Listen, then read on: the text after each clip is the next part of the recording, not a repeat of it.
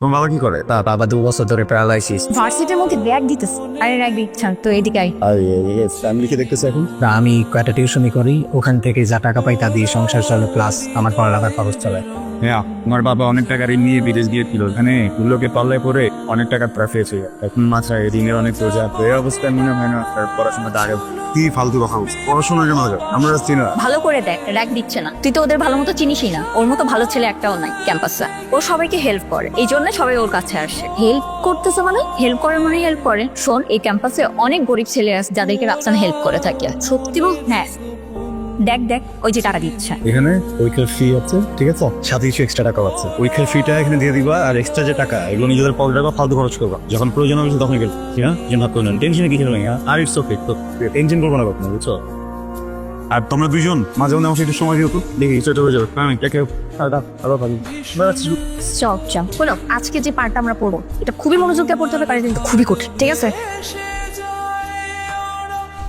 কি বলতেছি যেটা পড়বো সেটা খুবই কঠিন, মনোযোগ দিয়ে পড়তে হবে। কিন্তু আমার তো মন বসে না পড়ার টেবিলে, হ্যাঁ? করতেছে না। কেন কেন করতেছো? কি করতেছো? বলবো লোনে, আমার ইচ্ছা করতেছে আমি আজকে একজনের দিকে সারাক্ষণ তাকাতে গিয়ে ও একজনের হাত ধরে সারা রাস্তা হাঁটি, এক প্লেট বড় ফুচকা বানাই, মিষ্টি টপ আর একটু টপ টপ দিয়ে নিজের হাতে তাকে খাওয়াই দিই। কিন্তু তুমি এত খুশি হতেছো? আমি একজনের কথা বলতেছি, তুমি কিন্তু না। তো যাও, তোমার মানা করছে কি? তুমি চাইলে প্রক্সি দিতে পারো। না মানে তুমি তো আমাকে পাত্তা দিচ্ছ না। কি? না মানে ওই যে অত সময় দেন, বুঝছো না, আমাকে পাত্তা দেন। ইনো বললাম যে তুমি চাইলে প্রক্সি দিতে পারো। আমি প্রক্সি দিতে পারবো। মেয়েটার নাম শুনবো না? দরকার নাই। বলছে শোনো না, এই শুনবো না। মেয়েটার নাম তানহা। তানহাকে আমি যখন যখন দেখি না, আমি কেমন যেন হারাই যায়, কি করি কিছুই বুঝি না। যাকে আমি খুব পছন্দ, কিছু কেমন যেন উইথা করতে হবে, নিচে সাক্ষাই যায়, ভুলে যায়। কি একটা ম্যাজিক কাজ। তো এটা কথা বলবো।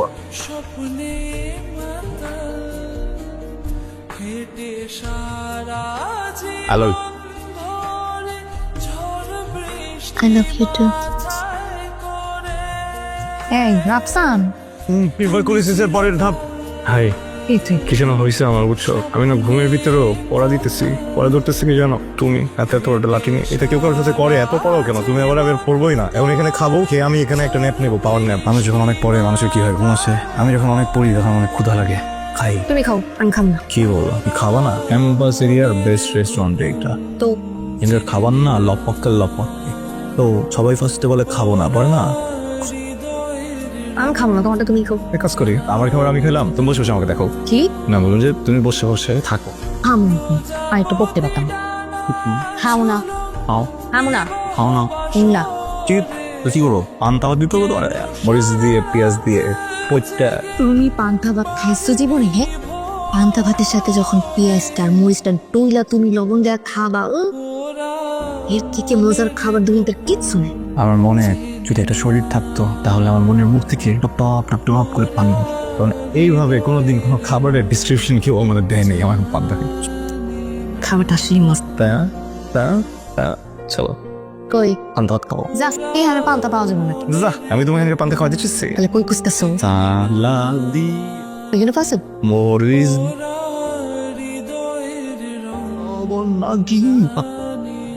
ভাইয়া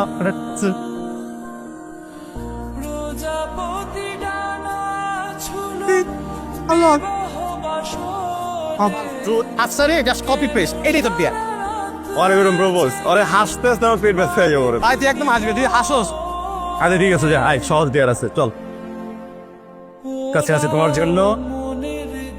প্রেম পাইছিস তার মানে তোর প্রেম তো সেন্ড কর। তোর ব্যাগে অনেক জায়গায় কিন্তু তোর প্রপোজ করতে পারে, যদি বুঝে বুঝে কর দে। ঠিক আছে দেখে দে। হ্যাঁ, ও দ্যাট টেক্স সেশন দে। চল, ready. I love you. Bitch. কি? ও হাই, কি অবস্থা তোমার? তা না তুমি ভুল বুঝতেছো। মেয়ে মানুষ কখন যে কি বলে কি করে আসলে বোঝা বড় দায়, বুঝছিস? টেনশন নিস না, এক প্লেট কাচ্চি খাওয়া দিবি, সব ঠিক হয়ে যাবে। ঠিক হয়ে যাবো। দোস্ত, ব্যাপারটা কিন্তু খুব সিরিয়াস। ভাইয়া, আপনি এখানে? আমি আপনাকেই খুঁজছি। কোথায়? হ্যাঁ, ও তো গ্রামে চলে গেছে। হাই, তুই রিসিভ কবে পিবে? ও মনে হয় আর কি আসবে নাকি? আমাকে তো কিছু বললো না। ও যাওয়ার আগে এই চিঠিটা আপনাকে দিতে বলছি। মনের অজান্তেই তোমাকে ভালোবেসে ফেলেছিলাম। কখনো জানতেও চাইনি তুমি কেমন, কিন্তু তুমি এমন একটা কাজ করবে আমি কল্পনাও করতে পারিনি। যাই হোক, আমি চলে যাচ্ছি আমার গ্রামের বাড়িতে। আর কখনো তোমার সাথে দেখা হবে বলে আমার মনে হয় না। তুমি ভালো থেকো। বাসা কতদিন জানো? ওর বাসে তো মধুপুরে, এছাড়া আমি কিছু জানি না। তুমি এখানে কেন আইছো? তুমি জানো না? জানলে তো জিজ্ঞেস করতাম। কান্না তুমি ভুল বুঝতেছো। আমি নিজের চোখে যে কাহিনী দেখছি সেটাকে আমি মিথ্যা কমু? মিথ্যা আর ভুলের মধ্যে একটা পার্থক্য আছে বুঝছো। তুমি মিথ্যা বলতেছো না, কিন্তু ভুল বলতেছো। ওখানে আসলে আমি কিছু করি না, আমার ফ্রেন্ডরা মিলে। আমার ফ্রেন্ডরা তো মানে জোর করছে এটা করার জন্য, এটাই তো কথা। রাইট, কঙ্গুস্ত। আমার তোমার বোকা মনে হয়? আমার চেহারা লেখা আছে আমি বোকা? তুমি নিজেও মানে প্রপোজ করছো, আমি নিজের চোখে দেখছি। এইটা আমার গ্রামের বাড়ি, এখানে আমগো একটা মান সম্মান আছে। আর তুমি না আমার শাশুড়িকে চিনো না, ওরা সবকিছু করতে পারে। আমি তোমার জন্য এখানে কোনো রকম সিনক্রেট চাইতেছি। তুমি এখন আমার বাস থেকে যাবা। বলা শেষ। I love you. তোমার চাচা কি করবে? মারবে? মেরে ফেলবে? মারুক। আমি এখন তোমারে বলতেছি না আই লাভ ইউ, তারপরে তাদের সামনে যেয়ে বলবো আই লাভ ইউ। কিন্তু আমি তোমারে ভালোবাসি না। আমি আর কিছু শুনতে চাইতেছি না, বুঝতে চাইতেছি। আমি তোমার হাত জোর করে কইতেছি তুমি এখান থেকে যাও, আমি তোমারে দেখতে চাইতেছি না।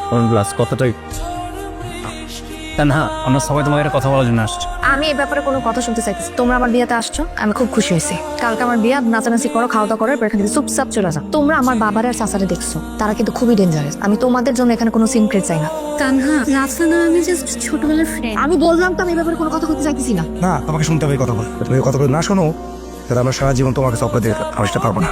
তানহা, সেদিন তুমি যা দেখেছো কোনোটাই সত্যি ছিল না। কিন্তু আমরা জাস্ট একটা গেম খেলছিলাম, আর সেই মুহূর্তেই তুমি চলে এসেছো। তুমি যা দেখেছো কোনো কিছুই সত্যি ছিল না, সত্যি সাজানো ছিল। রাফসানা আসলে সত্যিই তোমাকে অনেক বেশি ভালোবাসি।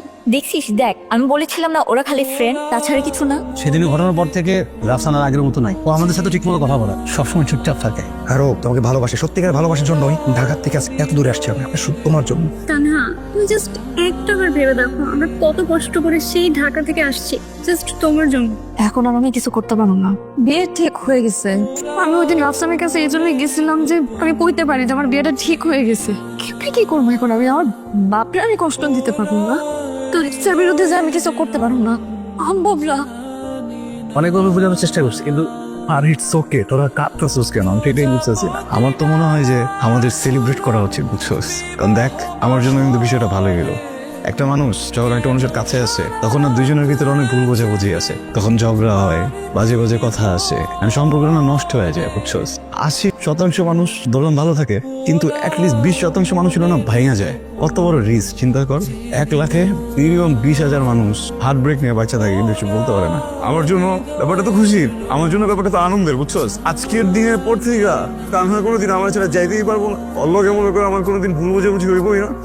চাইলেও আমরা ঘৃণা করতেই পারবো না, কারণ আমার ভালোবাসা তো মনে করো আজকের পর থেকে একতরফা, বুঝছিস না? আমি আমার মতো করে ওরা ভালোবাসবো, আমি আমার মতো করে আমাকে সংসার সাজাবো। ওরা দরকার নাই শরীর দিয়ে কি হবো, বুঝছোস? শরীর দিয়ে কিচ্ছু হয় না, বুড়ি হয়ে যাবো 2 দিন পরে, দেখতে ভালো লাগবো না। চাপ না, আমার একটা ঝিল হয়ে যাবো, বুঝছিস না? আমার কল্পনা দিয়া আমি সবসময় এরকম রাখুন। তোরা কান্দিস না, আমি কান্দাছি না, তো চিল করতেছি, তোরা চিল কর। আমি ঢাকায় গিয়ে তোদেরকে পার্টি দিব, বুঝছোস? তো কান্নাকাটি থামা, আমার হাত দে।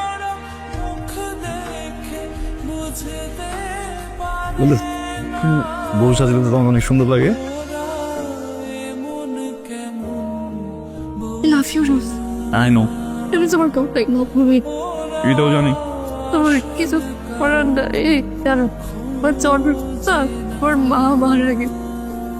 আমার বাবা আমার বড় করছে, চাইছি যে আমরা চাইছি সবাই সেটাই দিছে আমারে। কখনো টিচারের কথা চিন্তাও করে নাই। ওই বাচ্চাটার কষ্ট দিতে পারবো না। আমি জানি আমি যদি তার কই যে আমি তোমার ভালোবাসি, সে বাইরে দিব।